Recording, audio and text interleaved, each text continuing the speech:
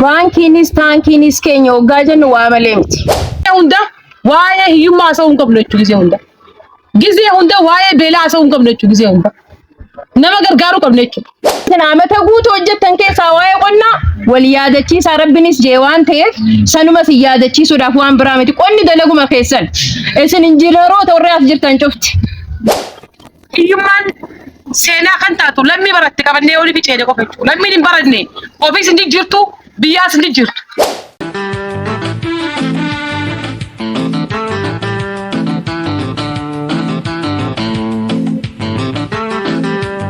Neeti kamitti cirii keessa buusnee akkamitti oomisha keenya dachaan dabalaa joosan hundi keenya karoorsuu qabne coosteenya. Waltajjii kun gubaanu akka araddaa markulleetti nammeeqaa shanyii facaasaan joosan wal qoratan jechuudha.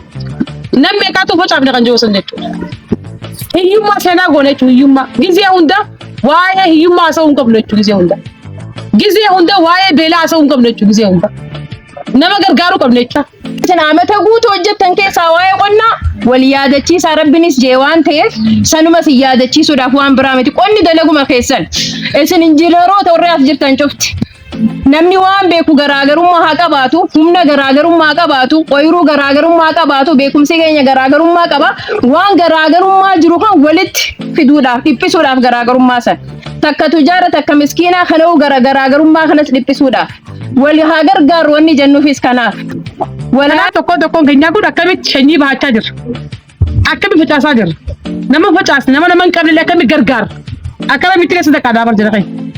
Nama humna hin qabne dadhabaa manguddoo dadhabduu taabbaa manaan jalaa du'e taabbaa manaan qabne tamaatii hin qabne tadhiiran dhalleef akkamitti guuzoo ollee akkamitti mimmaan siin raayinee facaafne akkasiin walitti qabatu akkamitti godha kan joosan itti yaaduu qabna jechuudha keessatti. Namni guddaan bulchituun kaastee jira qusannaa. Baankiinis taankiinis keenya waggaa jennu waa malee miti. Muummicha ministeera 4 kiiloo keenya taankii harkatti isan qabsiisnu yoo ta'e baankiin Oromoo baay'ina isaatiin maallaqni hanqas baankii abaluu caalee jira jee addunyaa yoo mirkaneessuu baate faayidaa qaba. Faayidaan qabu. Dubbiin isinii agaltu waa malee miti kan lallabu. Baay'ina nu qaba. 4 kiiloo maaliif nuti maaliif Itoophiyaan bulchine jennee gaafachaa bulchine akka baay'ina keenyaati immoo baankii siinqee jennee waa malee miti qaban. Baankiin bardila. Isinii agaltu dubbiin.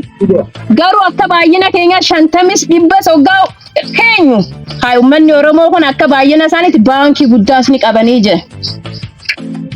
Karaa waraanaatti soggaa nama erginu taankii warra qabuuf oomishatanii jiranii addunyaaf nu sodaatan jechuudha addunyaa. Akka sabaatittu akka biyyaa dhiisaati. Akka biyyaan laaftu laala. Akka sabaatitti bakka Oromoon taankiinis baankiinis harka jirti waan jeemusan mirkaneeffachuuf deemne jechuudha. Kanaaf qusannaa baankii siinqee wanni jiru. Wanni tokko keenya kun maayyii leenjii kanaa boodatti karoora baasee jechuudha karoora bara kana lafa hektaara meeqaan qaba kan joosan. Lafa hektaara qabdu sun keessatti hammam takkaan facaasa. Waan facaafadhe ammas immoo hammam takkaan callaa galcha kan joosan karoorsinee baane jechuudha. Karoorsinee gubaan hundi keenya manarra maxxanfanne jechuudha manarratti. Maxxansineeti sayin hoogganamnaa jechuudha. Kanaaf fadis rabbi biraa fadis san deebisuuf yaane jechuudha. Rabbiinis nu gargaaru rahmanni rabbi roobu jira. Rooba kana ammas immoo fayyadamnee shanyii filatamaa boqqolloo bishingaa akkamitti yeroo gabaabaa keessatti kan dhufuu danda'u kilaastara akkamitti facaasa kan joosan marii gaggeessuu qabna jechuudha. Kaayyoon guddaan leenjii kana isa kana jechuudha. Wanni ajaa'ib isinitti manni murtii aadaan isin mana murtii ilaalamee mootummaa kan uummanni kiyya aadaan amanaa.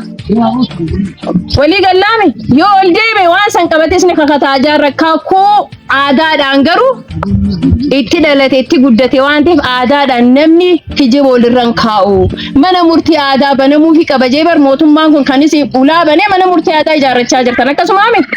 Waan kun immoo waan itti sossoomoo jalaan kaayyachuu qabda.